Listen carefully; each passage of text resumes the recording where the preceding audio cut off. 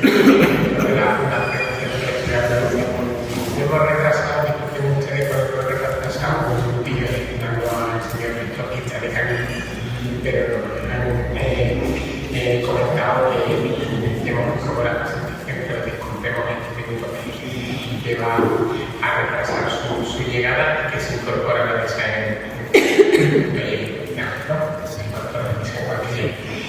entonces, sin más preámbulos, vamos a iniciar las intervenciones. Le voy a pasar la palabra a Javier del Mas Infante, presidente de la Fundación Las Infantes, para que dé comienzo a esta jornada, quinta jornada dedicada a las infantes, vida y pensamiento, que están dedicadas este año a la paz y pensamiento de las infantes. Muchas gracias. Buenas tardes.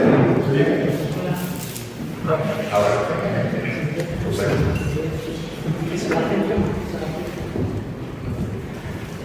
Muchas gracias, señor director del Centro de la Fundación Centro de Estudios Andaluces. Buenas tardes a todos, patronos de la Fundación Las Infantes, queridos amigos, y muchas gracias por vuestra asistencia en esta tarde, con ciertas complicaciones por temas de temperatura como estamos soportando de alguna manera, ¿no? Vaya mi agradecimiento, por tanto, a la comisión organizadora de esta jornada y a quienes con tanto empeño y cariño han hecho posible que estemos hoy aquí. Asimismo, envío un cordial saludo a todos los que habéis aceptado nuestra invitación a participar en ella. Nos honráis con vuestra presencia. Hago también extensivo de forma particular este agradecimiento a la Universidad de Córdoba, en la persona de su rector, quien nos apoya y nos acoge en su casa, que como bien ha dicho el director de CETRA, bueno, pues se le ha podido complicar un poquitito su venida a la universidad, pero en unos minutos se encontrará con nosotros. Este año, en la conmemoración del 140 aniversario del nacimiento del padre de la patria andaluza, acaecido el 5 de julio de 1885, la Fundación Las Infantes y la Fundación Centro de Estudios Andaluces organizan una nueva edición del ciclo de conferencias Blas Infante, Vida y Pensamiento. Este quinto ciclo tiene como objetivo plantear la vigencia del pensamiento de Blas Infante, que tanto interesa y tanto interrogantes plantea, así como abordar determinadas facetas. En esta ocasión nos vamos a detener en su permanente preocupación por la paz entre los pueblos. Este quinto ciclo, al igual que los que le precedieron, consta de 3 conferencias, y hoy asistimos a la primera de ellas, que lleva por título La paz en el pensamiento de Blas Infante, que a continuación pronunciará el catedrático y patrono de la Fundación Blas Infante, Isidoro Moreno. Interrumpo por la llegada de nuestro querido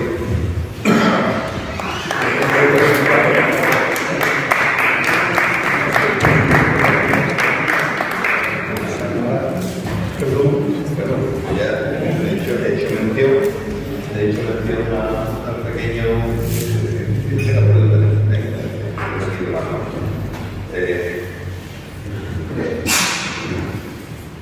bueno, continúo más o menos donde está. Vuelvo a agradecerle al magnífico rector la disposición suya de aceptarnos en estas magníficas instalaciones de la Universidad de Córdoba, rectorado, para desarrollar la primera conferencia de este quinto ciclo. Insisto, que al igual que los ciclos que precedieron, consta de 3 conferencias y hoy asistimos a la primera de ellas, que lleva por título La paz en el pensamiento de Blas Infante, y que a continuación, como ya he comentado anteriormente, pronunciará el catedrático y patrono de la Fundación Las Infantes, Isidoro Moreno. La segunda de las conferencias programadas tendrá lugar el próximo martes 24 de junio en la sede de la Fundación Blas Infante, con la intervención del escritor y periodista Juan José Telle, quien nos hablará sobre la paz en el campo de Gibraltar en tiempos de Blas Infante, acto que será su debut como patrono de la Fundación. Y para finalizar este quinto ciclo, el jueves 26 de junio en el Museo de la Autonomía en Coria del Río, el profesor de la Universidad de Granada, Rubén Pérez Trujillano, disertará sobre una teoría constitucional del amor, el confederalismo de Blas Infante. Voy finalizando ya, agradeciendo una vez más a todos los asistentes, a los ponentes, a las instituciones y, en definitiva, a todos los que con su participación hacen posible la continuidad de este ciclo. Muchas gracias a todos por estar presentes.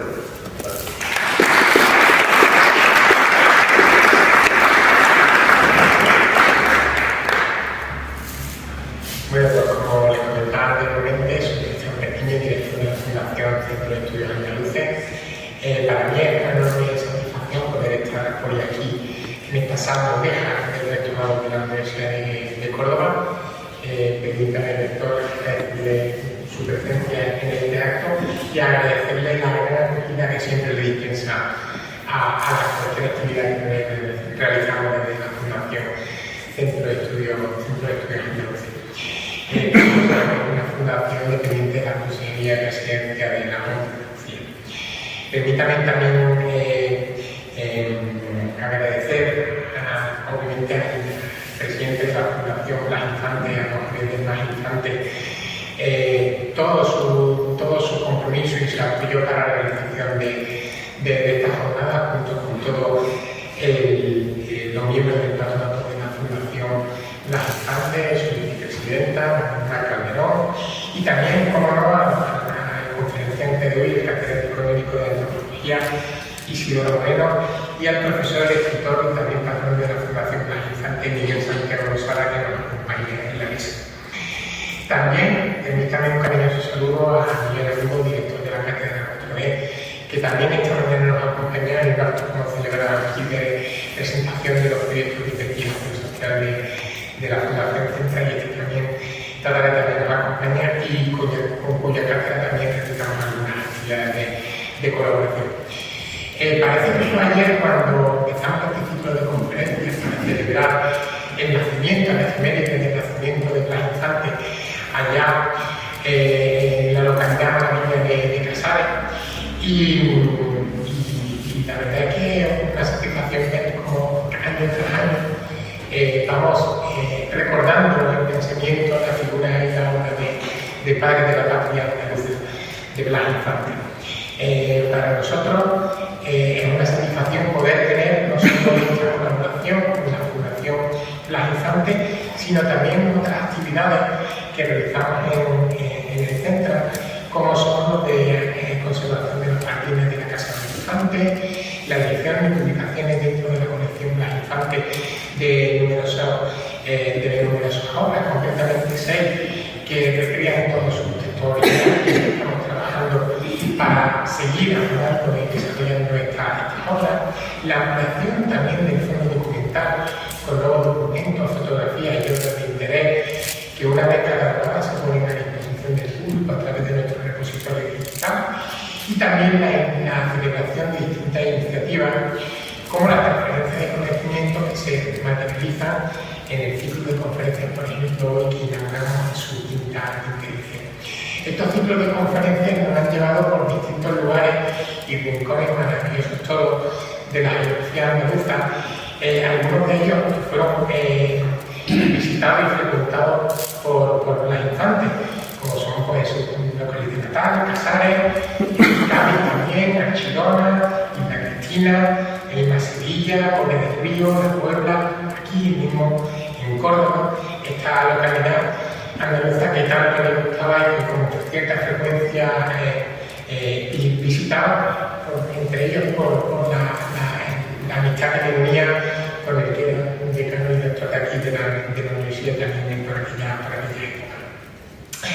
En esta nueva edición, una edición coordinada nuevamente por el conferenciante que nos acompaña hoy, el catedrático de antropología Isidoro Moreno, hemos estado abordando aspectos ligados siempre al pensamiento infantil. En este caso se va a tratar sobre la concepción de la paz y las relaciones que deberían establecerse entre regiones y naciones. Sin duda es un tema de máxima actualidad, porque debido obviamente a nadie se le escapa que los tiempos convulsos en los que vivimos en la actualidad, es muy interesante conocer cuál era la percepción que tenían los infantes sobre la paz, un valor fundamental para el desarrollo humano y social de cualquier nación. Y es que el pensamiento infantil está estrechamente ligado a la justicia y a la libertad del pueblo.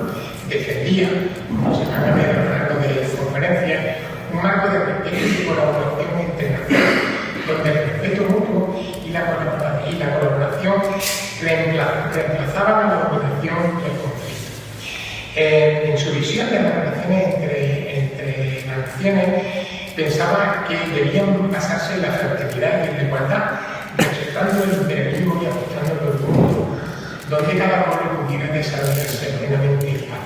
Algo que sin duda es tan deseado ahora como entonces y que tanto echamos en falta lugares otros lejanos del planeta.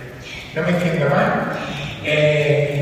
no quiero terminar mi presentación institucional sin agradecerles a todos ustedes su presencia aquí, en este maravilloso y icónico lugar de doctorado de la Universidad de Córdoba, y permítame que pase la palabra a mi Santo Lozada para que presente al conferenciante y se lo dé. Muchas gracias.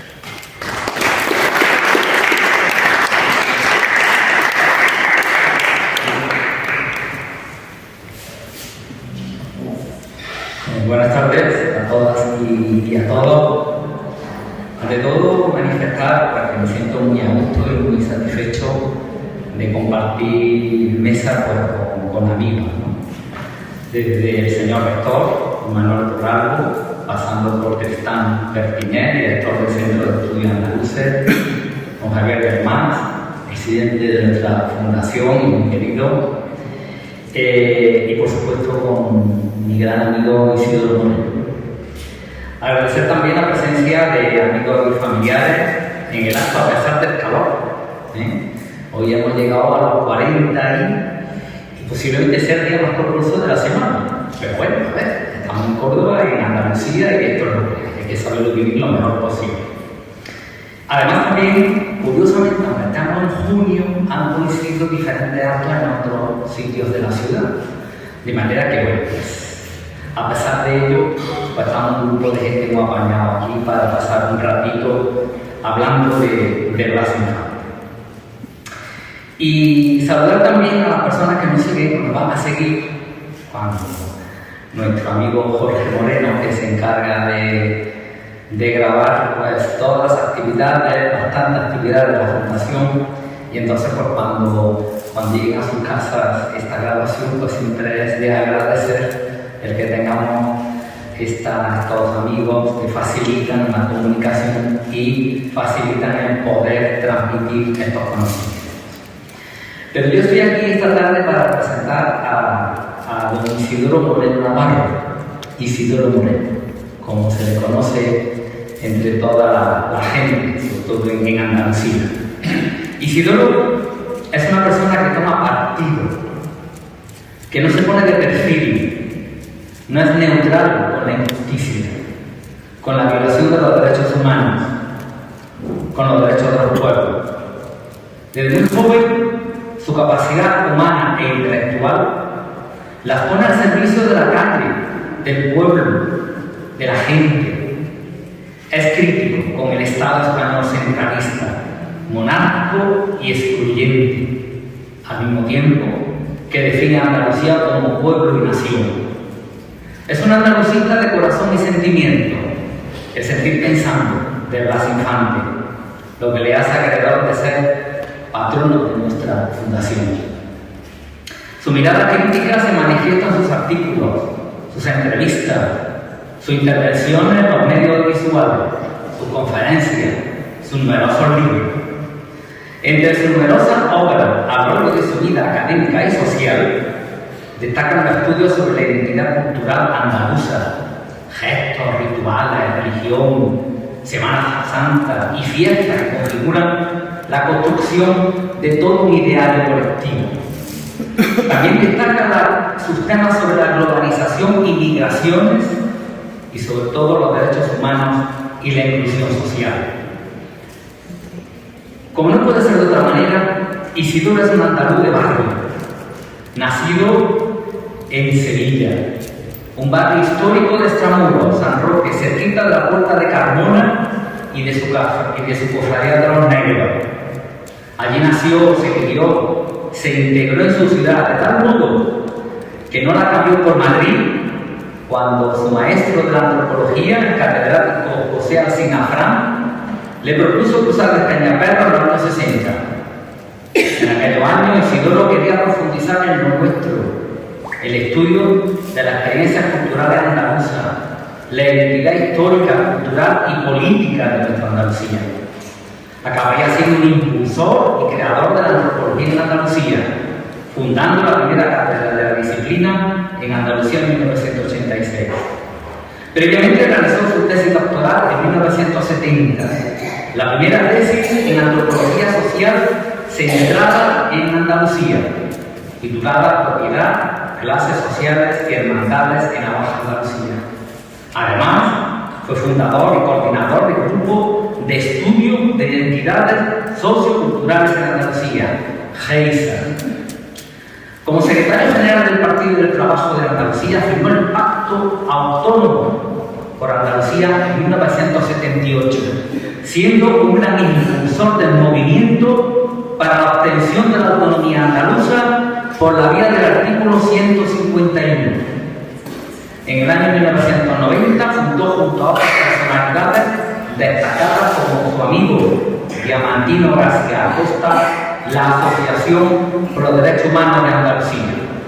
En esta línea también se ha significado notablemente en la reivindicación del pueblo saharaui por conseguir su derecho a la autodeterminación. También con los pueblos indígenas latinoamericanos. Recuerdo que fue el promotor de que Rigoberta Menchú fuese nombrada doctora honoris causa por la Universidad de Sevilla y actualmente muy sensibilizado con el genocidio del pueblo palestino, causa por la que fue detenido en sus tiempos por los grises, requerido en la Gavidia, la comisaría de policía antigua, que era la Brigada Político-Militar de Sevilla, y bueno, Isidoro, como no tiene arreglo, pues hasta el año pasado pues te aplicaron la ley Mordaza precisamente por manifestarte contra el genocidio de Palestina. Actualmente es catedrático emérito de antropología tras haber ejercido más de 40 años en la Universidad Hispalense. Es uno de los intelectuales andaluces que a través de los estudios académicos y de la divulgación no ha dejado de reflexionar sobre la historia y identidad andaluza de distintos prismas. Le gusta utilizar el término caleidoscopio. Ya lo utilizó en la presentación de su último libro en Sevilla. Además, ha sido impulsor de colectivos andaluces como Asamblea de Andalucía y Andalucía Viva. Es un lujo ser amigo tuyo, Isidoro. Bajo su pie de investigador catedrático está su calidad humana, su cercanía incondicional, su entrañable familia, su amor profundo por Andalucía. Podríamos definirlo como un andalusí a caballo entre los dos últimos siglos. Por ello ha tenido diferentes distinciones como el Premio Andalucía de Investigación Plácido Fernández Vial en el 2001, Premio Giuseppe III en el 2005 o Medalla de Oro por la provincia de Sevilla en el 99. Gracias, Isidoro, por tu entrega y por la lucha por tu pueblo.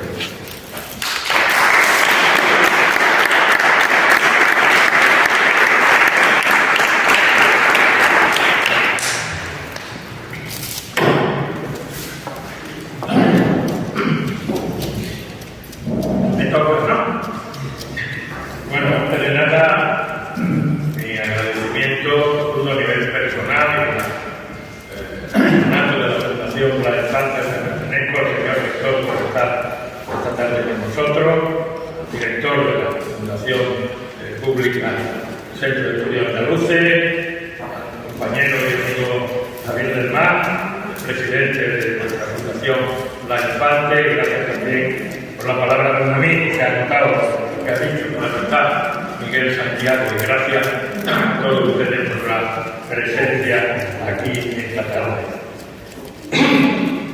Yo voy a hablar sobre la paz como una de las piedras angulares del pensamiento de Blas Infante. Pero antes de eso, quiero dedicar unos breves minutos a hacer unas consideraciones sobre la importancia de Córdoba para el andalucismo y en concreto para Blas Infante.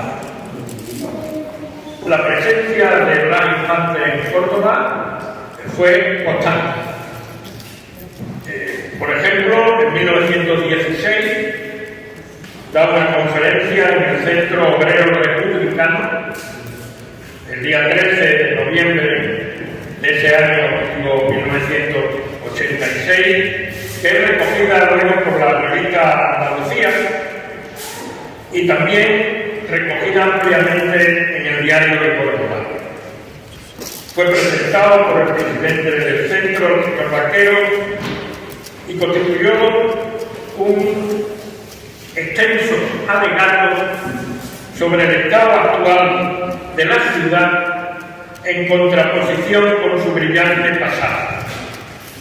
Cito textualmente: yo me revuelvo contra la miseria de Andalucía, sea cual fuere la ciudad que sufra sus dolores y desgarramientos.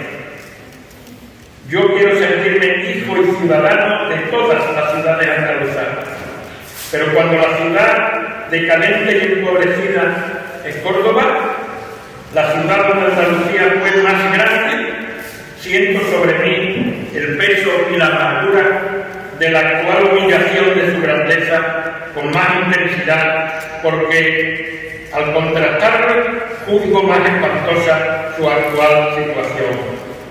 Y da unos cuantos datos tremendos. Ciudad donde apenas el humo de 4 o 6 chimeneas revela la existencia de la industria. Donde existe el doble de mortalidad de la media de España. Donde hay un 55% de analfabetos y solo 31 maestros.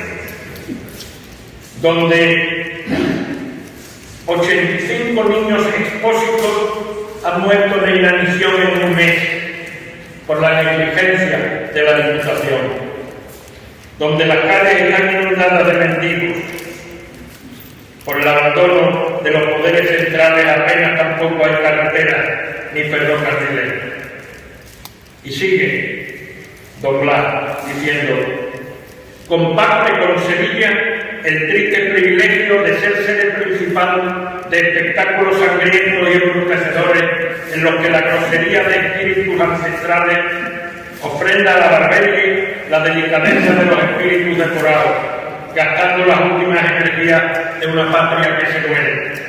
El torero lo llena todo, separando al pueblo de los ideales santos, arrastrándolo idiotizado ante los trofeos grotescos y los repugnantes utensilios de los modernos plazas de toros. En 1919 he sabido que fue uno de los firmantes y autor clarísimo de la mayoría del texto del manifiesto del 1 de enero. Su intervención también clave en la segunda asamblea andalucista de marzo de ese mismo año. Y en 1931, en la época preelectoral de las elecciones a Cortes Constituyentes, da un mitin en el Gran Teatro. Un mitin muy importante y ya crítico con respecto a la República. Dijo, entre otras cosas: llegó la República y nos sentimos hoy un poco defraudados. La conferencia meeting fue en junio del 31. Nosotros hubiéramos deseado un sistema de hechos revolucionarios, de hechos iniciales que hubieran llegado a cancelar los antiguos vicios de que adolecía el régimen muerto. Uno de estos hechos hubiera sido la abolición del latifundio, la condena del caciquismo, la separación inmediata de la Iglesia y el Estado, pues no se puede tolerar que con la máscara de la religión se quiera imponer la política absorbente del Roma, la libertad y la equidad de la enseñanza.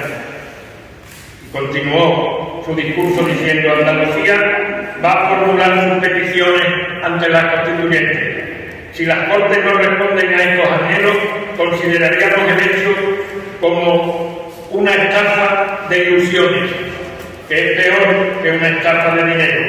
Y Andalucía proclamaría su república, aunque a la hora de esta proclamación las balas de los fusiles vinieran a apagar nuestra vida.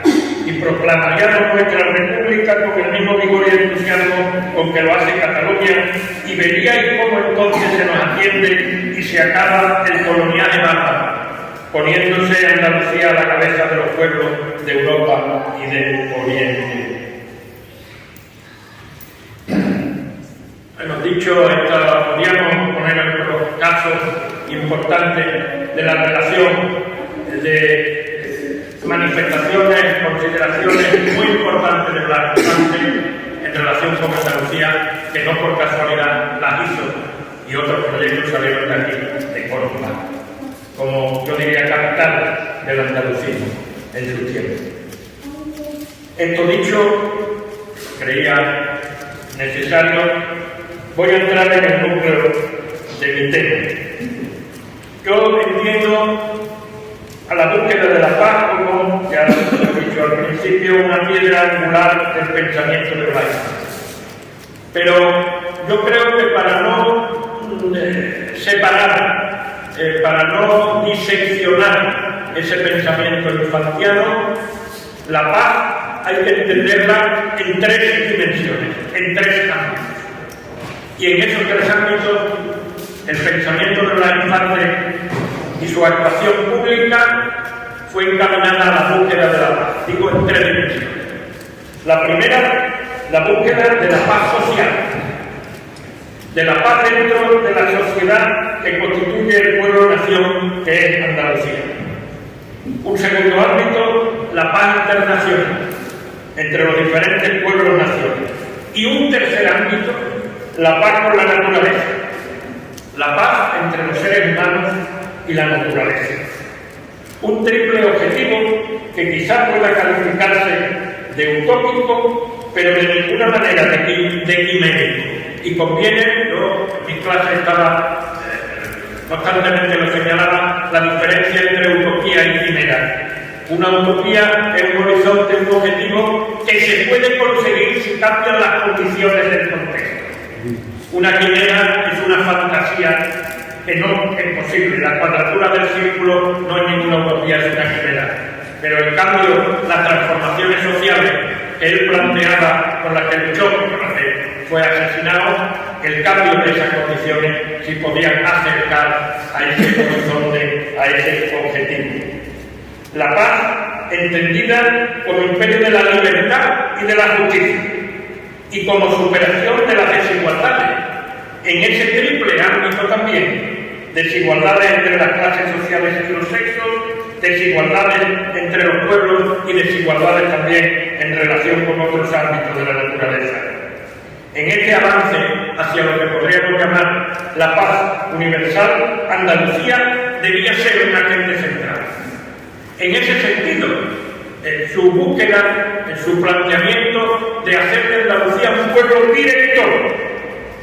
pueblo director del avance en ese triple ámbito de la paz.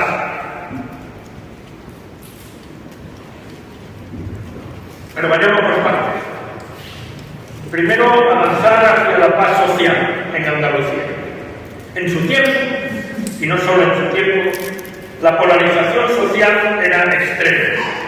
Él la vivió muy cerca desde sus primeros años, porque aunque su abuela materna pertenecía a una familia acomodada de Casares, los Pérez de Vargas, y no por casualidad él acortó su segundo apellido y siempre se firmó Blas Infante Pérez, evitando el de Vargas. No así, y no, porque no fuera, digamos, un adorador, digamos, de su abuela, sino para dar a entender en ese, digamos, ocultamiento relativo de su segundo apellido como muestra de su desclasamiento, porque Blas Infante fue un desclasado. El propio Azaña tiene en sus obras completas, puede verse un ataque a un cordobés, Juan Díaz del Moral, notario como Blas Infante, que dice Azaña que hay en Andalucía algunos notarios, en vez de dedicarse a su oficio, se dedicaban a hacer política o a ser de sociólogos, etcétera, y eso lo estorbaban a los políticos de oficio. Bueno, pues, como digo, Blas Infante compartió desde niño los juegos con los hijos del compadre gitano de su padre, de José Cuervo, viviendo de cerca cómo eran tratados estos niños, pobres y gitanos de su pueblo. Tanto en Casares como en Archidona, donde estuvo interno, se le hizo muy presente la figura del jornalero.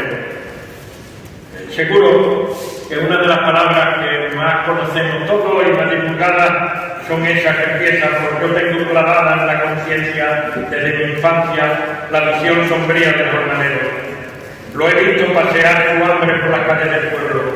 He presentido cómo son repartidos entre los vecinos acomodados para que estos les otorguen una limosna de trabajo. Los he contemplado en los cortijos, llevando una vida que se confunde con la de las bestias. Los he visto dormir hacinados en su sucia camionía, comer el negro pan de los esclavos. Esto no era bueno. Ya en el siglo XVIII, en el informe de Olavide sobre la ley agraria, en 1768, puede leer: los jornaleros andaluces son los hombres más miserables del Europa, la mitad del año mal retribuidos y alojados y la otra sin trabajo. Y eso empeoró con la desposesión de los bienes comunales y de propio en las desamortizaciones liberales del siglo XIX. Esto es tan así que cuando Blas Infante escribe, relaciona lo que él denominó los dolores de este país nuestro, dos de ellos, los dos primeros, tienen que ver directamente con el tema. El dolor de la esclavitud económica de los obreros, sobre todo de los jornaleros agrícolas, el dolor de la servidumbre caciquil imperante. Imperante también, él añadía, en partidos políticos y elecciones. Y claro, por eso él escribió ya desde su primera obra, que era la salud, el más inmediato y central de los ideales propios, es la tierra para el jornalero andaluz. Este ideal en el centro. Sin él, inútil es pensar en la cultura del pueblo.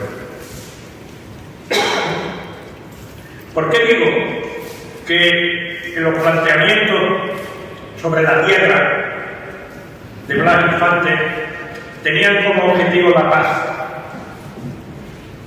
Pues porque, por un lado, él señalaba que si queremos crear un pueblo, lo primero que hemos de hacer, lo que preferentemente debe ocupar nuestra atención, es redimir económicamente a los andaluces, depauperados de cuerpo y de espíritu por la miseria y el temor a la miseria que los conduce esclavizados a los pies del cacique territorial y del cacique político. Tanto es así que para eso dice que se han creado los centros andaluces.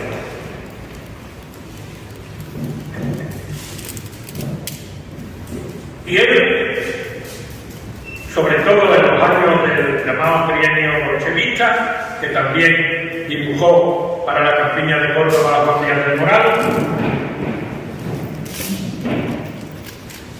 él trató, y el andalucismo en general, de dar soluciones al problema de la tierra, de la polarización de clases sociales, con toda la violencia que esa desigualdad implicaba de una manera pacífica.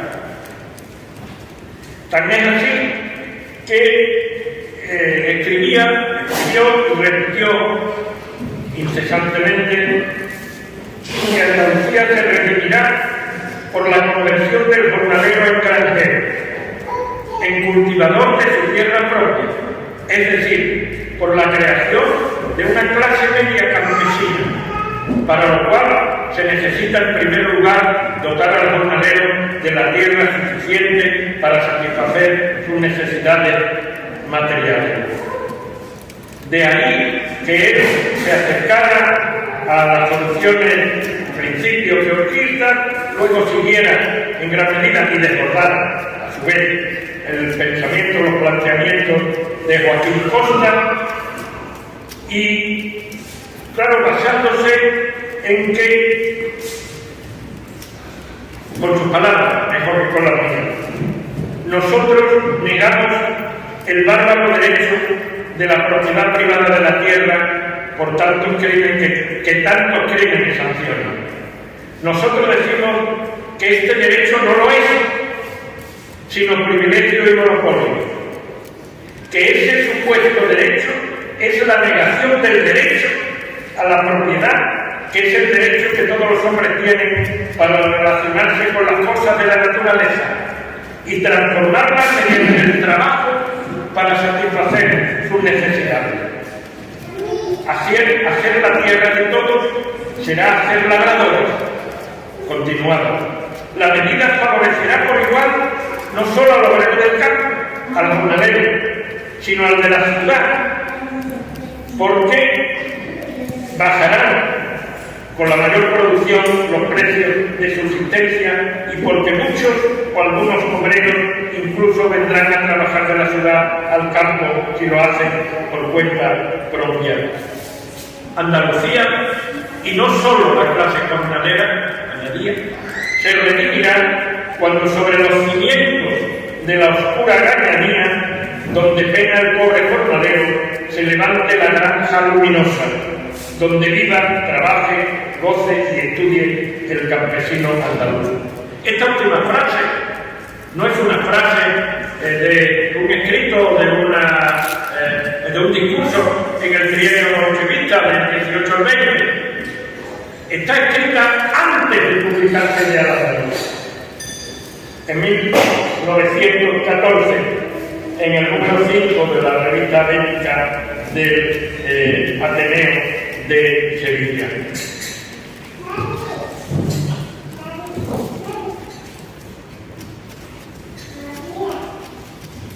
Claro, para este camino, señalar ese camino y señalar el camino de que los bienes naturales no son apropiables privadamente, pero que sí existe el derecho a gozar del trabajo realizado sobre esos bienes naturales. Esa era la solución de Blas Infante, la solución del andalucismo histórico para el tema de la tierra y también para otros problemas. La intención era clara y él la escribe, lo plantea la segunda asamblea andalucista, la de Córdoba del 25 de marzo de 1918. Él dice: para evitar la revolución sangrienta y abrir cauces a la revolución pacífica, instamos al gobierno a decretar la expropiación del valor social de la tierra no perteneciente a Andalucía y su atribución a los municipios. Atribución a los municipios de la propiedad de los respectivos términos municipales como terrenos del procomún. Los propietarios de predios que se adquirieron por la conquista o desamortización, si no han tenido mejoras debidas al trabajo humano, no tendrán derecho a indemnización y se entregarán a los sindicatos de jornaleros campesinos que deberán constituirse en cada municipio para su distribución o explotación con el asesoramiento de técnicos oficiales y con la reglamentación adecuada para evitar discordia entre sus componentes. La reforma agraria que propugnamos protegerá a los arrendatarios y colonos que hubieran efectuado mejoras y haría posible la recuperación del patrimonio comunal de los pueblos y de los bienes propios de los ayuntamientos. La paz social en Andalucía sería entonces resultado de la justicia, que garantizaría los medios de vida necesarios para hacer posible la libertad de pensamiento y una sociedad directora de las transformaciones imprescindibles. También igualdad de los sexos, claro. En esto, Blas Infante, como muchos otros ámbitos, se adelantó a su tiempo. En el manifiesto de Córdoba, que ha citado de enero del 19, se puede leer: queremos dignificar a la mujer, esclavizada por un bárbaro derecho que tuvo en Roma su inspiración y que repugna al genio humano generoso de Andalucía, la cual, cuando fue libre, aun bajo el régimen musulmán, dotó a sus mujeres de consideraciones, libertad y respetos muy parecidas a los que hoy cazan en los países más progresivos del mundo.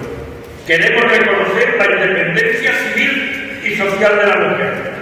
Toda subordinación que para ella establezcan las leyes quedará derogada desde su mayoría de edad. Claro que esto último estaba ya contenido en el proyecto de Constitución de Antequera de 1883, en el artículo 14.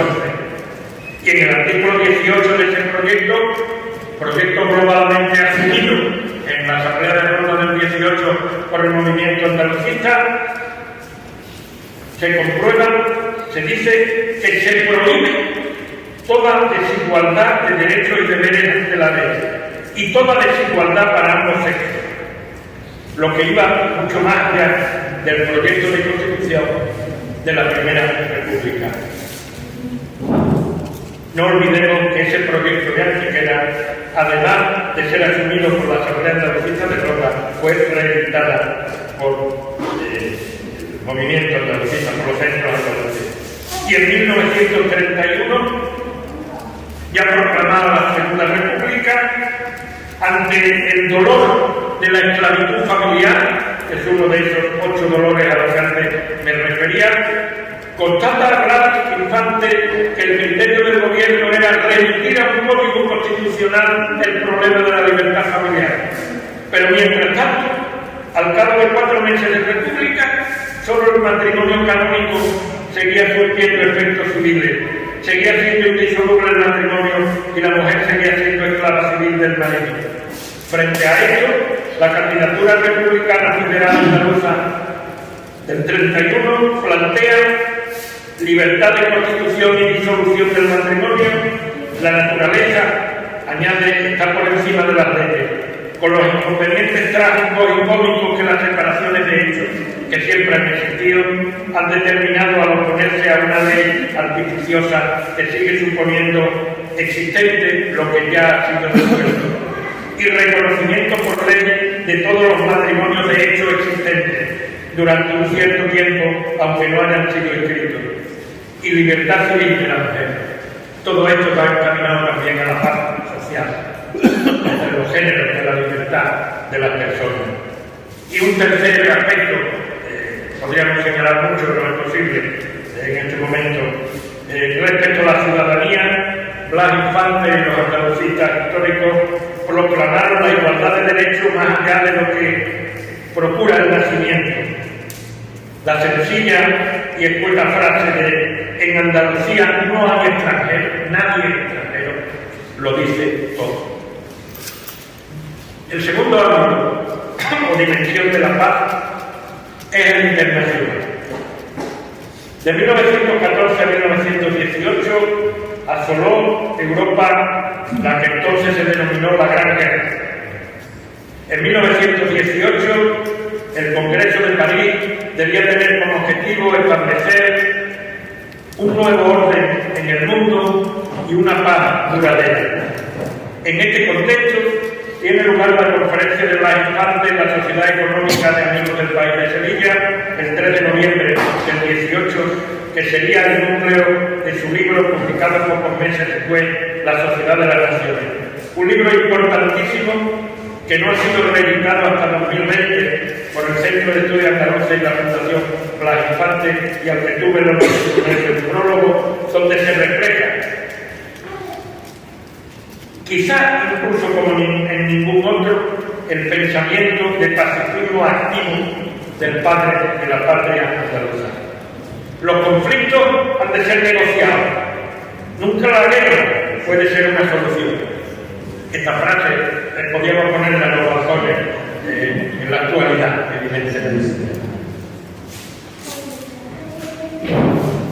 Para conseguir una paz universal, no bastaría con una medida que estaba incluida en los puntos del programa Wilson, el final de la Gran Guerra.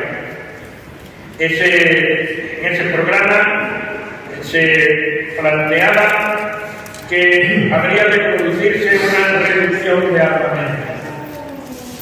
Blas Infante dice que eso es claramente insuficiente. Él plantea el desarme absoluto y universal. Y tiene unas frases que son reveladoras. No me resisto a leerlas. Conviértanse en mercantes los buques de guerra. Fúndanse cañones y fusiles y funcionen las fábricas de guerra como forjas de industria de vida y útiles de la labranza.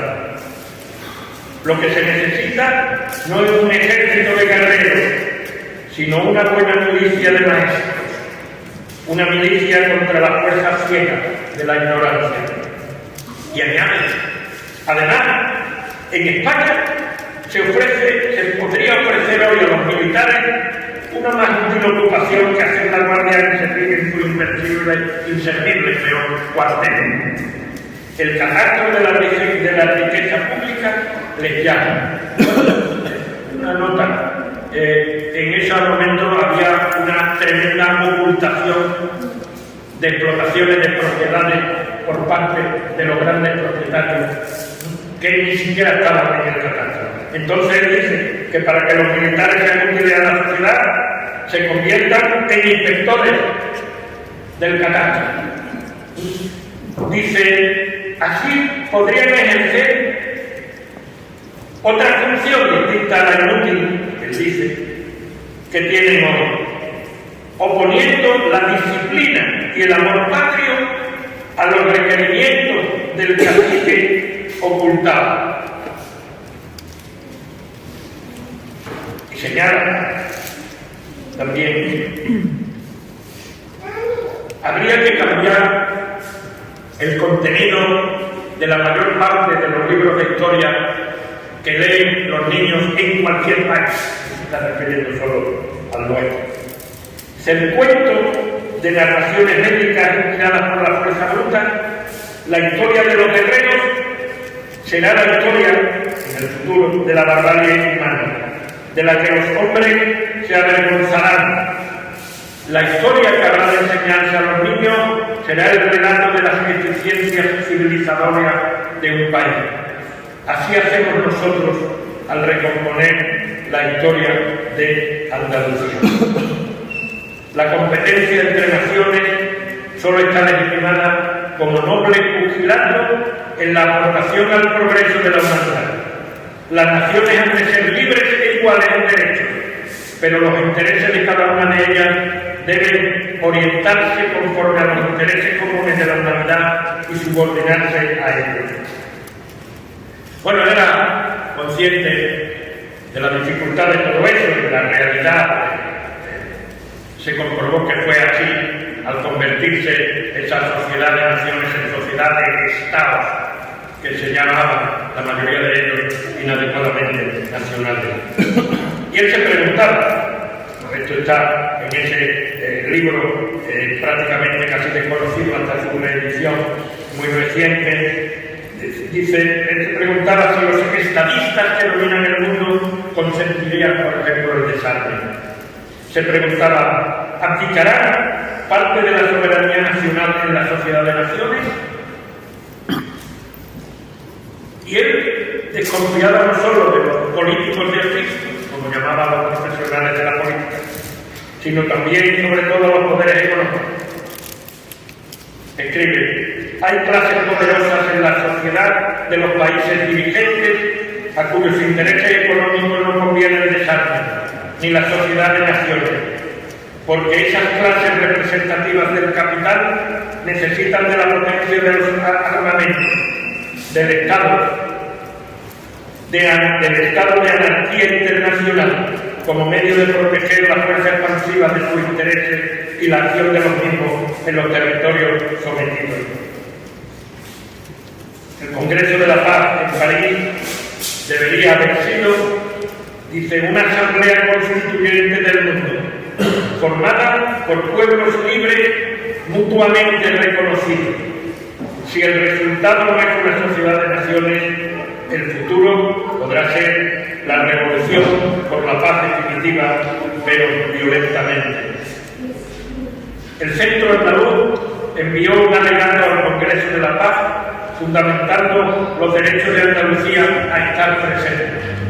Dice, pese a la tiranía que vino a martirizarla, expulsando a muchos de sus hijos y convirtiéndolos en míseros jornaleros. Pero esta Andalucía va recobrando su personalidad y su conciencia, que eleva al tribunal del Congreso la reivindicación, entre otras, de la devolución de Gibraltar para reintegrar la Andalucía, y que esta pueda estar presente en el Congreso integralmente en el concierto de nacionalidades libres de la península, en los Estados Unidos de América, cuyo espíritu nuevo se afirma ya. Afirmación optimista, claro, como vemos, porque luego pasó todo lo que pasó. No quiero extenderme en el tema de Gibraltar, porque el compañero del patronato, Juan José Telle, tendrá esta intervención en Casares el martes próximo. Pero sí, no me resisto a decir una breve línea. Blas Infante escribió, Gibraltar está en Andalucía y en poder de Inglaterra por causa de Castilla. A costa de Andalucía pudo Castilla conservar Cataluña. Castilla sacrificó a Andalucía por no sacrificarse ella misma. La génesis del problema de Gibraltar. El imperativo de la paz es, sin duda, el eje del libro de Blas Infante, al que me he referido, La sociedad de las naciones. Tanto debe lucharse, planteada, por la libertad de los pueblos, como por la solidaridad entre todos ellos. Nosotros defendemos el reconocimiento de la personalidad y libertad consiguiente de todos los pueblos o colectividades de individuos fundados por la necesidad, en la libertad o por la historia, que aspiren a regirse por sí. Y al mismo tiempo que esta proclamación, hacemos los andalucistas otra, la subordinación absoluta de los fines de las naciones a los fines de la humanidad. De aquí el lema. Por ello, tanto debe lucharse por la libertad de los pueblos como por el mutuo reconocimiento y solidaridad entre todos ellos. La sociedad de naciones, tal como él la veía, era realmente una confederación de pueblos-naciones, no de Estado, no necesariamente de Estado. Una confederación que incluye, y en esto es nuestro punto, el Estado único universal, del que algunos hacían propaganda entonces, y al que califican como sueño loco de centralistas regularizadores que desconocen la realidad de mi vida creada por la historia o susceptible de ser creada por la libertad. ¿Y qué naciones o pueblos deberían formar parte de la sociedad de naciones? Responde, todos los pueblos del mundo son merecedores por ser humanos de ser considerados como miembros de la comunidad internacional. Por ello, habría de reconocerse la libertad a todos los pueblos que se encuentren o sean oprimidos, pues la creencia de opresión es la madre de la santa rebeldía y con rebeldías contradictorias no es posible el imperio de la paz. La paz como objetivo y el medio, el reconocimiento de la libertad, de la autodeterminación de todos los pueblos, estén o no en estado que se declaren de la manera que sea. Libertad y solidaridad de todos los pueblos de la tierra. Claro, él se decepcionó por la afirmación, que prácticamente se hizo en aquel Congreso de París, de la equivalencia entre Estado y nación, que significaba la desnaturalización del concepto de nación y la utilización del término, leo textualmente, como mero pretexto o justificación de los estados de hecho y como excusa para realizar salvajes exclusiones.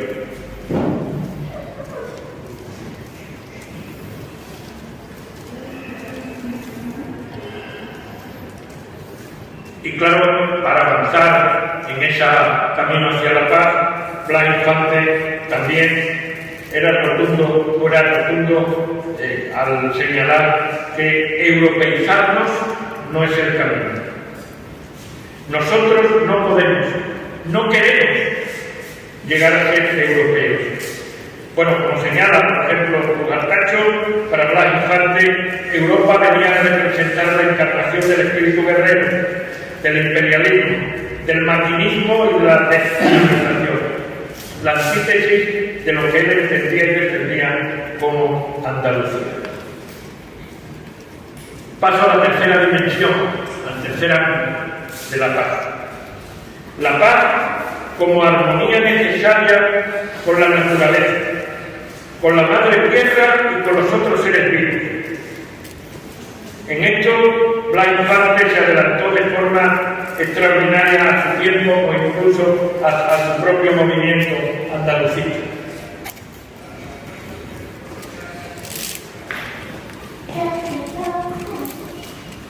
Plantea un respeto a la vida en todas sus formas, en sus múltiples formas. Dice, por ejemplo, el hombre cruel con los animales lo será también con los mismos hombres. La crueldad es siempre una cosa misma, aun cuando cambie su objeto. Esto está dentro de sus mandamientos de Dios en favor de los animales.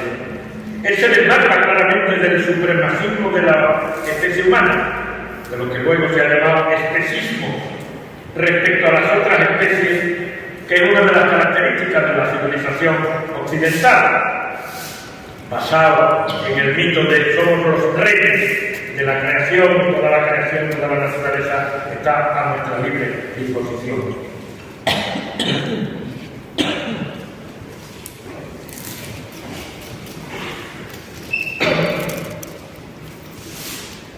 Él se desmarca de este supremacismo, como digo, y señala nuestra responsabilidad hacia los otros seres y hacia la madre tierra, y plantea la necesidad de una redefinición de esta relación. Insiste sobre las conexiones entre todos los seres, sobre la unidad de la vida. Algunos han llamado en esto el cierto panteísmo que conecta con pensamientos orientales del pueblo indígena de África y América. Es realmente un humanismo que hoy llamaríamos ecosistémico, una visión holística del planeta. Por ello, el rechazo del dolor animal como divertimiento. Por ello, su insistencia contra los pájaros en jaulas o martirizados por los niños, contra los animales en circo, contra las peleas legales, contra las corridas de toros. Existen múltiples ejemplos de esa posición que hoy llamaríamos ecopacifista. En sus cuentos de animales de 1921 ya avanzó en esa dirección. Se trata de una trilogía que refleja su concepción de la libertad, del amor de la naturaleza, de la esencia de la vida y también de la muerte. Fabulando conforme a este género literario, reflexiona sobre lealtad y generosidad, encarnadas en el Pedro preferido. Realiza una amplia consideración sobre el trabajo cooperativo no mercantilizado y sobre la emigración al hilo de la cotidianidad de unos pobres ratones, y se sitúa frente al estereotipo de la cigarra y las hormigas dándole la vuelta al tópico, reivindicando a aquellas tan estigmatizadas, destacando sus valores liberadores y desmontando el tópico de la laboriosidad de las hormigas, a las que califica de materialistas, implacables, codiciosas, soberbias y acumuladoras de bienes. Bastante muestra aquí también su perfil de heterodoxo, sin duda. Su plegaria del pájaro y sus mandamientos de Dios a favor de los animales, inspirados en gran parte en el Samaveda, aquella dirigida a los mismos, fueron la base de las placas que todavía, de las placas de cerámica que en 1925 se colocaron en las fachadas de los colegios públicos sevillanos por iniciativa de Antonio Ariza Camacho, médico, padrino de bodas de Blas Infante, director durante 2 años de la revista Andalucía en 1916 y 17 y asesinado junto a su esposa pocos días antes del asesinato de Don Blas.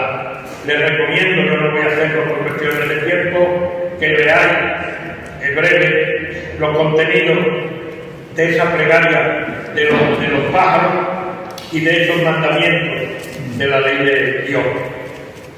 Ya un año antes de publicarse, eso, en 1924, estando en la Cristina, logran que el ayuntamiento prohíba en el municipio los espectáculos y juegos donde sean maltratados animales. Esto en 1924. Y las 4 consideraciones previas sobre las que se basa el articulado de la disposición pueden, con gran seguridad, como señala Norberto Ruiz y Manuel Ruiz en su estudio introductorio de la reciente reedición por el Central de la Supla Infante de Don Dimas, que fue publicado en 1927, Blas Infante estuvo, sin duda, detrás y por debajo de esa prohibición absolutamente excepcional para la fecha en que ésta se produjo. En su también, digamos, el Don Dimas, historia de zorros y de hombres, esto ya no es una fábula, sino en gran medida una introspección espiritual y un esfuerzo por promover una visión holística, ecosistémica, diríamos hoy, repito, del mundo. En numerosos de sus textos insiste en la unidad de la vida, en el respeto a esta en todas sus formas, tanto en la humana como en la de otros seres vivos, y en la continuidad de la vida más allá de la existencia individual. La vida de un hombre se perpetúa a través de los hijos, escribe. La vida nuestra actual no es otra cosa que la vida de nuestros antepasados continuada por nosotros, con nuevas energías para luchar por la perfección. A la muerte de su padre, en 1923, escribió en una cuartilla: mi padre no ha muerto, porque vivo yo. Yo soy la continuación de su vivir. Cuando su tumba no tenga cerca espectadores curiosos, iré a depositar la ofrenda de un tiesto en el que aliente una flor feliz y viva. En la dictadura pedagógica, insiste, las ciencias naturales e históricas demuestran que el hombre es un ser más en la creación, término de la evolución como una de tantas especies zoológicas, y se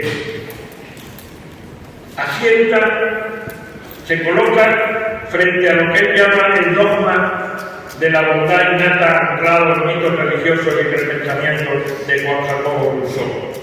Su sentido de unidad de la naturaleza y de nuestra pertenencia a ella es la base de su oposición radical a que esta y los elementos de esta puedan ser apropiados y privatizados, ya que son bienes comunes comunitarios no susceptibles de ser convertidos en mercancía. La paz con la naturaleza solamente será posible respetando a esta, estableciendo una relación armónica con ella, cuidándola y posibilitando su renovación. algo que Infante veía incompatible con la ideología del capitalismo y con los intereses de los poderosos, que solo la consideran en tanto frente de ganancia. Y voy terminando. Infante no era un ingenuo. Para avanzar hacia la paz en estas tres dimensiones que él veía indisolubles, se requerían y se requieren también hoy transformaciones fundamentales tanto en las realidades materiales como en la conciencia. Había que redefinir el concepto de política, haciendo de esta el arte de remover en cada momento histórico los obstáculos que se oponen a la aplicación del ideal social progresivo, al avance de la igualdad, la libertad y la paz, produciendo además la menor conmoción posible. Redefinir también el papel de los políticos, rechazo a los políticos de oficio, pero también a los ciudadanos pasivos. Una frase sobre estos últimos es reveladora. Nosotros no consideramos hombres honrados a los amargados hipócritas que con careta de amargura encubren su falta de ideales, ni a los que se circunscriben al gobierno de sus hogares, sino a los que vienen a luchar por el bien de la sociedad. Solón fue el más sabio de los legisladores clásicos, y Solón dijo: quien rehúse tomar parte en los negocios de todos tendrá una pena, la infamia. Esto está en uno de los artículos escritos en 1916 y que están dentro de la reedición de la Sociedad de las Naciones.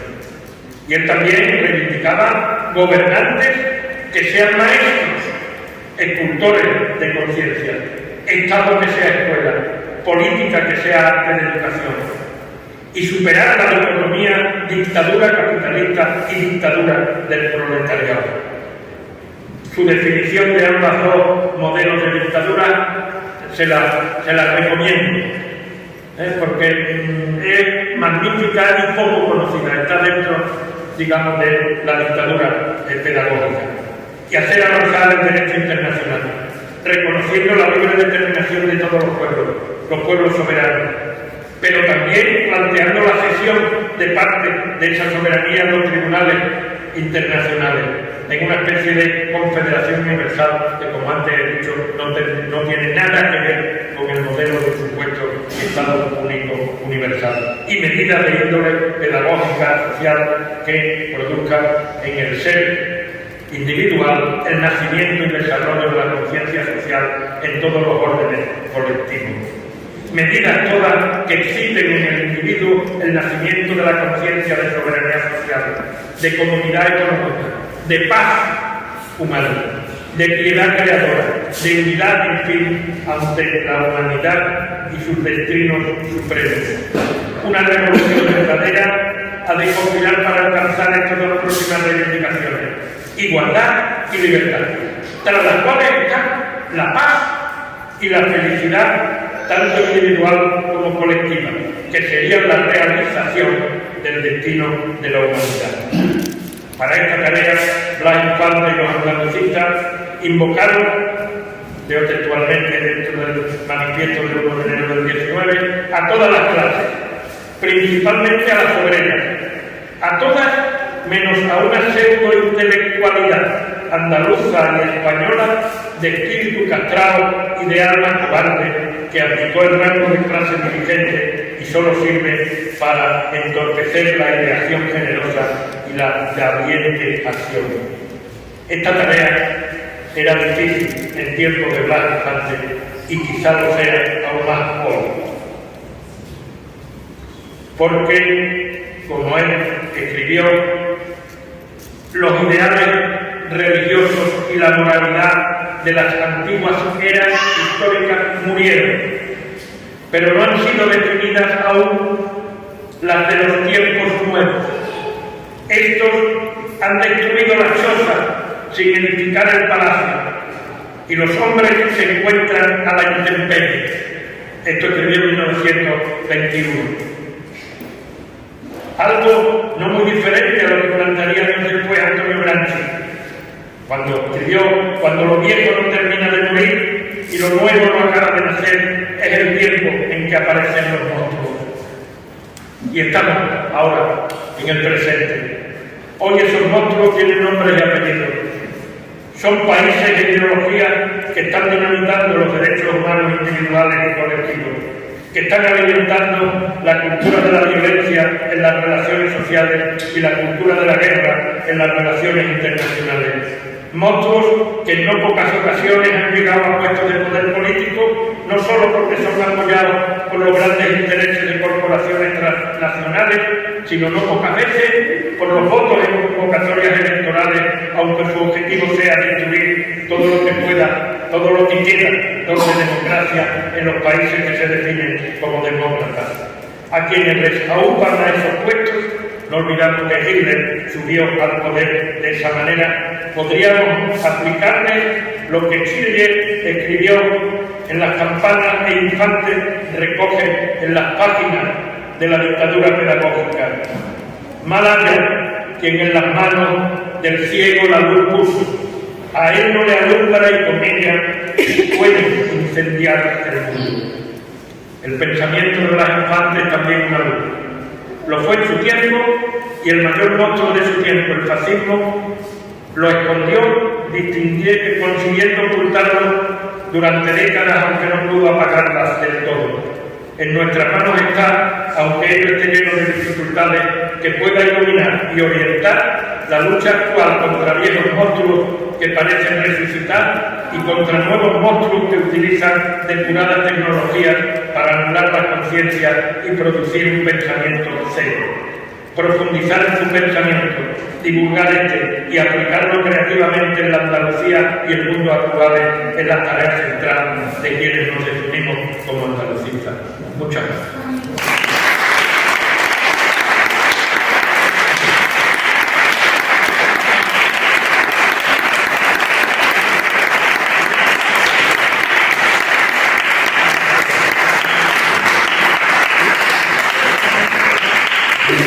Isidoro, antes de que el señor rector clausure el acto, me imagino que de todo lo que ha planteado Isidoro, esa paz más doméstica, esa paz más internacional, o esa paz incluso con la naturaleza, que es tan importante, lo cercano, lo sensible, y todo lo que nos rodea en toda la vida.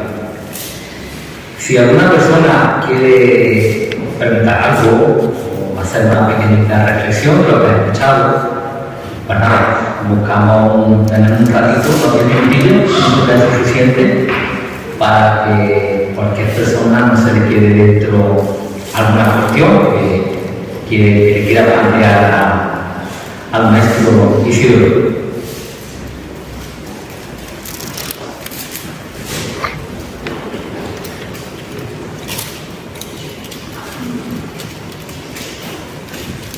Parece que ha quedado bastante claro, ¿no? Aquí hay un chaval que va a estudiar Derecho Internacional y que ha sacado unas notas magníficas en la selectividad. Y es una alegría encontrarnos en los auditorios de chavales jóvenes que quieren escuchar, que quieren aprender, que quieren transformar. Pablo, que está ahí, se nota que está convencido. ¿Qué te parece, Pablo, la conferencia de Isidoro Moreno? Muy interesante, la verdad, y de temas que se han tocado hace mucho, pero que ahora mismo son muy actuales, la verdad que me parece muy interesante. A mi nieta no me pregunto porque todos somos chicos y están ahí dando sus latas imaginarias. ¿Alguien más que quiera, compañeros míos del instituto, amigos, amigas, familiares, gente de nuestra fundación? Bueno, parece que todo está bien cerrado, así que don Manuel Rural, rector de nuestra universidad, hasta la autoridad de la ciudad de Ena. Bueno, buenas tardes. Yo me voy a clausurar y hacer un par de cosas imprescindibles. Que es pedir disculpas doblemente una por mi retraso, mi retraso a juzgado, mejor no dar explicaciones, simplemente pedir disculpas y nada más. Y la segunda, nos gusta el trabajo humano de las personas, de la cercanía en la universidad, eso no lo dude. Lo que no nos gusta es este calor que esta tarde nos está deparando no solo la climatología, sino que no esté funcionando adecuadamente el aire acondicionado de la sala, que lógicamente no está funcionando, porque no estaríamos como estamos, ¿no? Yo creo que la pregunta no aflora porque no se dan las condiciones. Si no es que no haya sido interesante la conferencia, que ha sido muy interesante, sin lugar a dudas. Entonces yo sí voy a hacer una pregunta, no voy a clausurar, sino que tengo que hacer esa doble disculpa que os pido a todos, pues tenemos que dar la conferencia que tengamos, porque vamos a tener más, porque estamos comprometidos en la Universidad de Córdoba con el atletismo. Tenemos la casa de 4D, que es el director, hemos firmado un contrato con infantes, de lo cual nos sentimos tremendamente orgullosos, y lo que queremos es luego mostrar el camino y la herencia que nos ha dejado de infantes, que ha sido, como considero, un aporte manifiesto tremendo. Y yo creo que todo el mundo lo considera el padre de la eso parece que no hay duda de ese término, de esa descripción. Y yo creo que con mucho de lo que nos han mostrado, Pedro ha mostrado que es un hombre adelantado a su tiempo, no lo siguiente, porque ya decía cosas que, bueno, pues todavía no siquiera eran cortas, hoy todavía son retos que tenemos por delante. O sea que me parece absolutamente por estas personas que están tocadas por la divinidad, porque además de ser un hombre que es la redundancia siendo un notario, donde se podía adaptar perfectamente a un ambiente absolutamente bueno, en la línea de esa política, de los políticos, y lo que hizo fue todo lo contrario, que le costó su vida en el año 36, en agosto de 1991. Entonces, la pregunta, y yo creo que lo mejor que los profesores con la contestación es: ¿qué vivió o qué influencia tuvo Blas Infante para ser, aparte de ser institucional, que lo era, el notario tuvo, digamos, su posición, qué influencia o qué evidencia tuvo para ser tan adelantado y tan visionario de lo que nos ha mostrado hoy, sobre todo que han visto tantas cosas, porque al final paz con injusticia no es posible. Yo creo que esa es la conclusión en la que yo saco de esta conferencia. Si hay injusticia, no es posible la paz. Entonces, pero claro, me queda los que habéis estudiado más su vida, lo que ha escrito, pues nos queda siempre la duda es qué se tiene que dar a una persona para ser tan excepcional.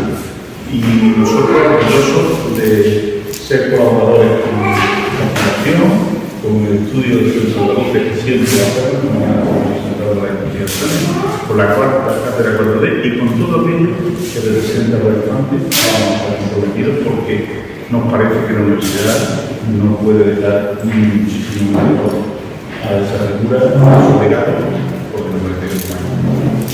Así que muchísimas gracias, mil disculpas por disculpas por las dos cosas que he dicho. Ha sido todo un gran. Muchas gracias, señor rector. A ver, sobre su cuestión.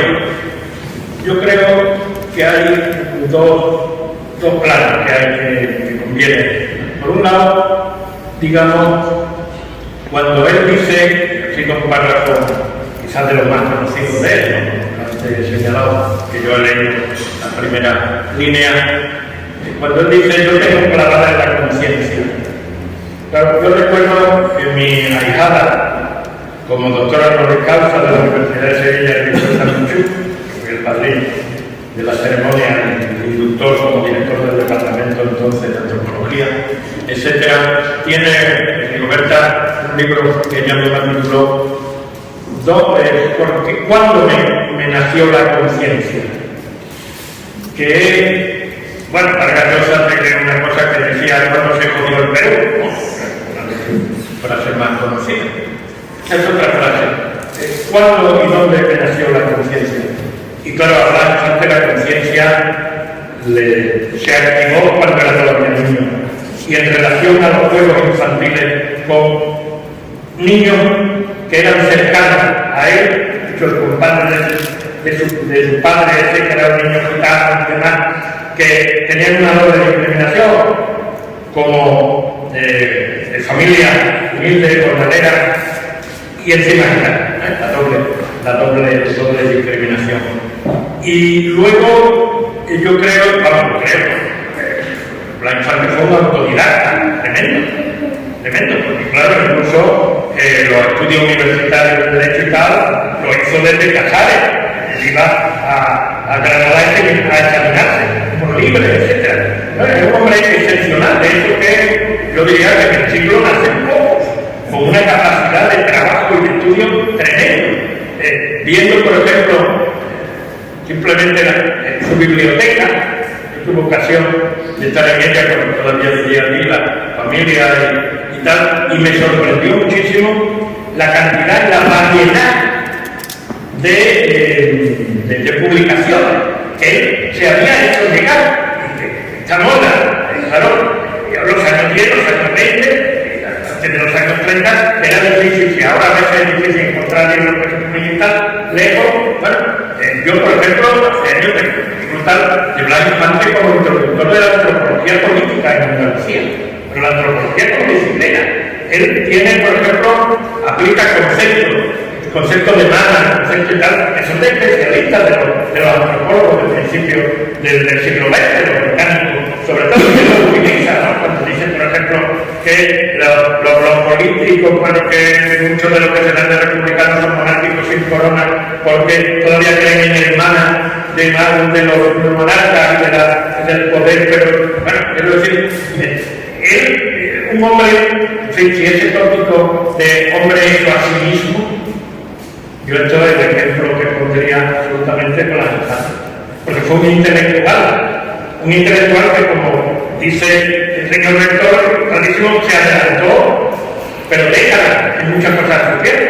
Incluso una parte de su pensamiento no le podían seguir los andalucistas que lo colaboraban con él estrechamente, porque él iba muy por delante.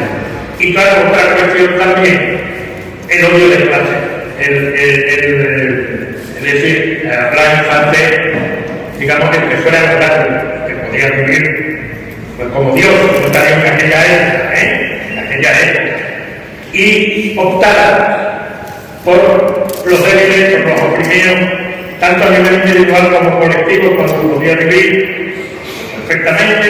Bueno, esos notarios andaluces, incluimos también a Díaz del Moral, como antes he señalado, la frase aquella, que claro, si se viviera, pues supongo que la borraría, pero no lo voy a editar en las completas hazañas, ¿no? De menospreciar y tal a esos notarios que se salen de ¿no? Se salen del pie. Y claro, Blas Infante se salió del pie, evidentemente. Y además, ciertos márgenes políticos, etcétera, pues pertenecían al otro lado, a la otra parte terrateniente. Entonces, claro, Blas Infante todavía hoy, en algunas novelas, algunas muy interesantes, ¿no?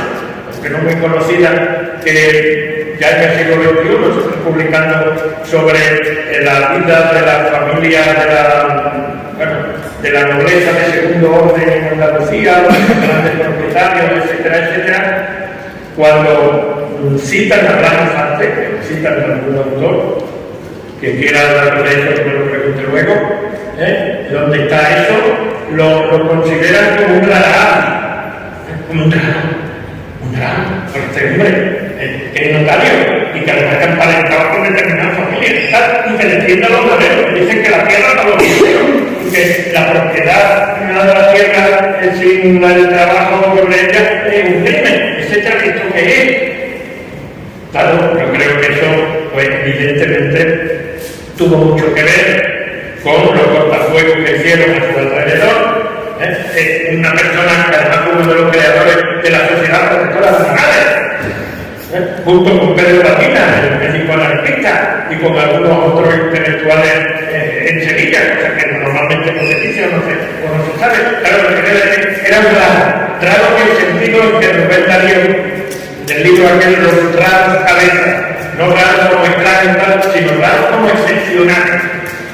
Entonces, la Infante fue un raro.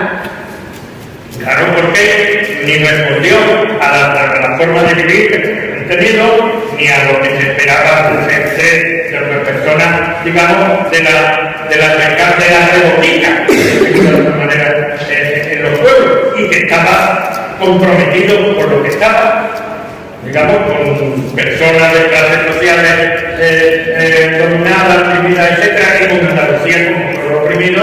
Pues claro, evidentemente tenían que ser muy mal vistos por la superioridad competente, incluido por los políticos profesionales, que tenían, y eso era mutuo, pues una gran desconfianza y una gran distancia con respecto a Blas Infante, que además era un demócrata radical. Él era contrario a cualquier tipo de prohibiciones. Él se opuso a la prohibición de partidos fascistas durante el gobierno del Frente Popular en el 36. No quiso apoyar, digamos, los planteamientos de prohibición porque él era antiprohibicionista. Porque pensaba más en la pedagogía, en tal. Entonces, yo comparto, es que yo era un hombre excepcional. Que claro, por una parte, su propia, digamos, biografía desde niño, etcétera, y después, cuando le nació la conciencia, le nació de una forma tremenda, ¿no? Y criaron de golpe. Y entonces toda su vida se estuvo formando, leyendo, escribiendo, en cuartillas, en recibos de factura. Los papeles, muchos de ellos son reciclados de cada recibo y de factura y de todo esto, lo que se le ocurre a un hombre absolutamente excepcional. Yo creo que no solo por su muerte, sino por su vida y por lo que representa, pues un faro, una luz, como yo modestamente al final me he dicho, que tenemos que enseñarla y que, aunque no sea hoy potente, pues contraste con los grandes focos, digamos, que nos tienen ciegos o nos tienen absolutamente desorientados. No sé si he contestado a tu pregunta.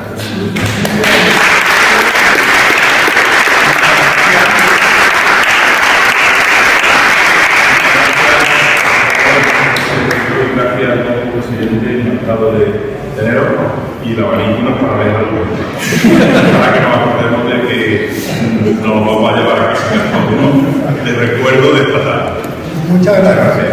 Muchas gracias.